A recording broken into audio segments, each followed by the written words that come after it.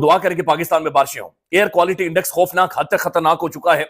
यानी अगर इस हवा के अंदर आप सांस ले रहे हैं तो 5, 10, 15 साल आपकी जिंदगी वैसे ही गई। पाकिस्तान के अंदर नौजवानों के चेहरे बूढ़े महसूस होना शुरू हो गए। यकीन माने बुढ़ापा चेहरों के ऊपर नजर आता है। बहुत सारे मज़ाफ़ाती ऐसे इलाके जहां पर पानी जेर जमीन पानी के जखीरे खत्म हो गए। पीने के जो दौलत थी बच्चों की 2017 में बरतानिया में वो थी 5,69,17,357 पाउंड। लेकिन फिर क्या होता है, दिसंबर 2019 में इन दोनों की दौलत बढ़कर 5 करोड़ से 13 करोड़ हो जाती है। ये जो इशू है ग्रूमिंग गैंग्स का और चाइल्ड सेक्सुअल एक्सप्लॉयटेशन का, जो बरतानिया के अंदर जिस इशू को उठाया गया, इस पे अगर आप स्टैटिस्टिक्स के पास जाएं, अगर आप डाटा की मदद लें तो आपको एक और पिक्चर मदद चलेगी।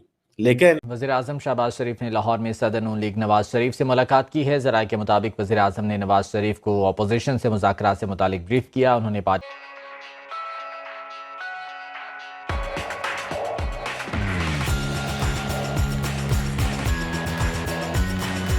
लिए पानी अवेलेबल नहीं है, जानवर मर रहे हैं। अस्पताल पाकिस्तान के भरे हुए, तबाही निकली। बल्कि मैं कल एक अखबार के अंदर रिपोर्ट पढ़ रहा था कि पाकिस्तान के जेलों के अंदर 350% ज्यादा लोग जेलों के अंदर ठोसे गए, जेलों के अंदर रखे। उसकी वजह यह कि क्राइम की शरह इतनी ज्यादा बढ़ गई है 2024 में कि 350%, यानी अपनी कैपेसिटी से 350% पाकिस्तान के जेल भरे हुए हैं।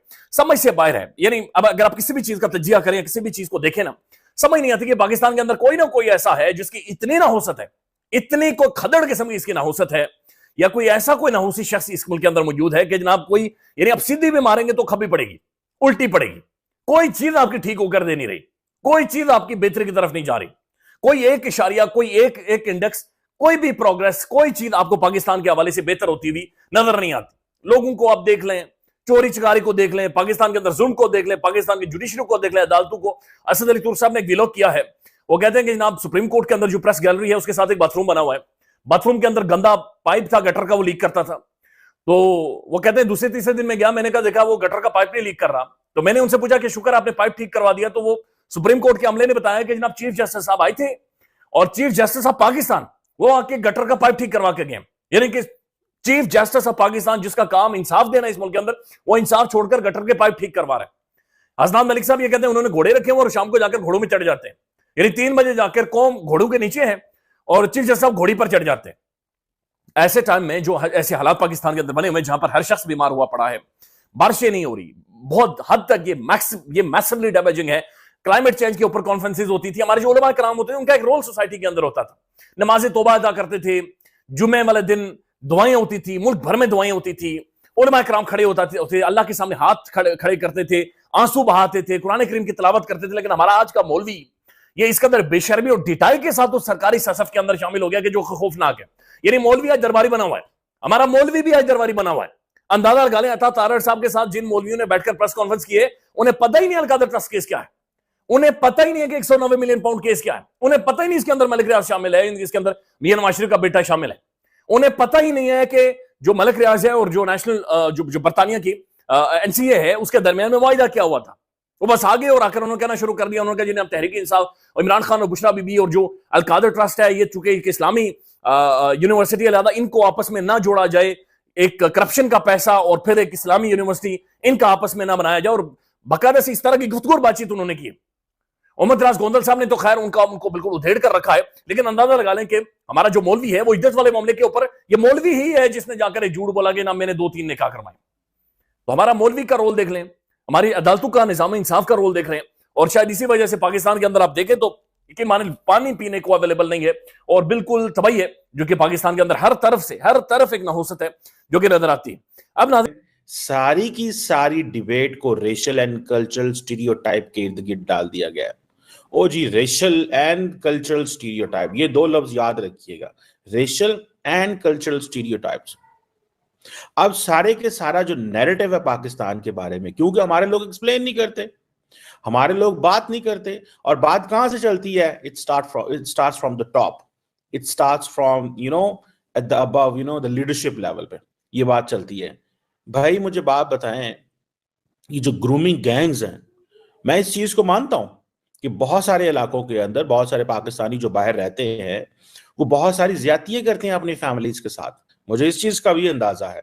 मैं पर्सनली मैंने बहुत सारी बातें सुनी हैं यूरोप के अंदर कुछ ऐसे इलाके हैं जहां पाकिस्तानी जाते हैं, अपनी बेटियों को घरों में कैद रखते हैं, अपनी बहुओं को के साथ ना जो है वो अच्छे तरीके से पेश नहीं आते। बहुत सारी ऐसी मिसालें हैं।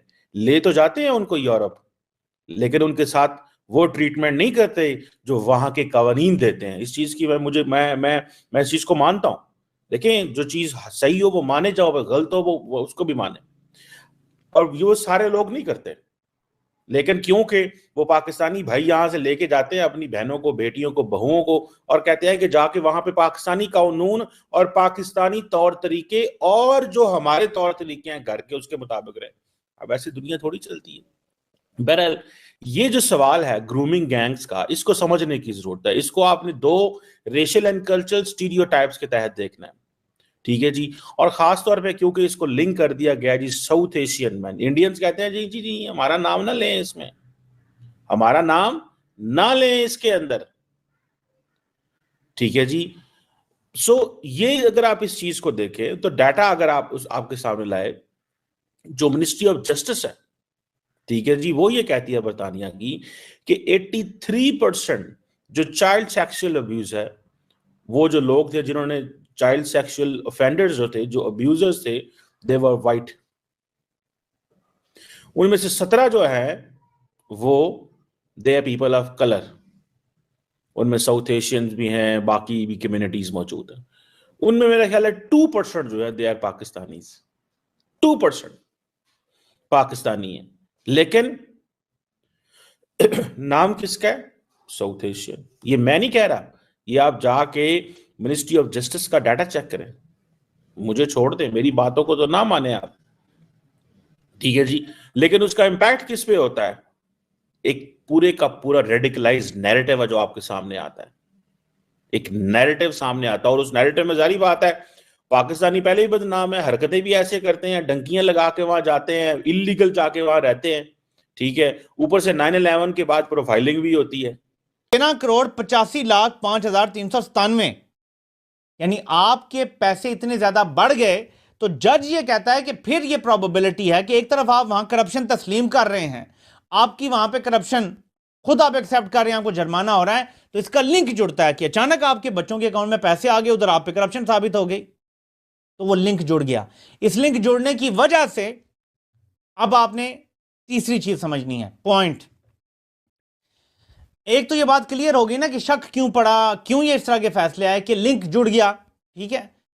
अब आपने एक पॉइंट समझना है और इन सारे डॉट्स को कनेक्ट करके जो मुझे समझ आया और मैं आपको बताता हूं कि वो है क्या। उसके लिए आप ये जरा पढ़ें।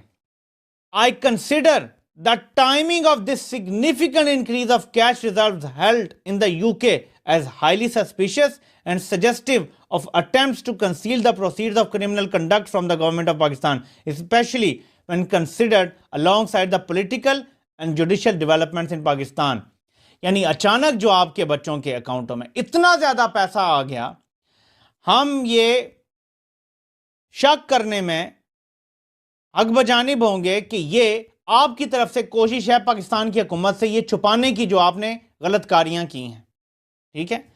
तो जज इस नतीजे पर पहुंचा कि आपके बच्चों के अकाउंटों में तभी पैसा बढ़ा जिधर आपका सुप्रीम कोर्ट में आपको फाइन लगा और साबित हुआ कि आपने करप्शन की, गलत तरीके से लैंड लिया, उधर आपका फेक अकाउंट केस में नाम आया, तो लिंक खुद ही जोड़ दिया, ठीक है, जुड़ गया। अब ये जुड़ा कैसे लिंक, ये असल पॉइंट जिस पे किसी ने बात नहीं की। मलिक रियाज का फॉर एग्जांपल, अब ये तज्जिया है टोटल, इसको आप समझेंगे, सारे डॉट कनेक्ट हो रहे हैं, इसी तरफ जा रहे हैं। मलिक रियाज का पैसा फ्रीज हो जाता है, ठीक है, बरतानिया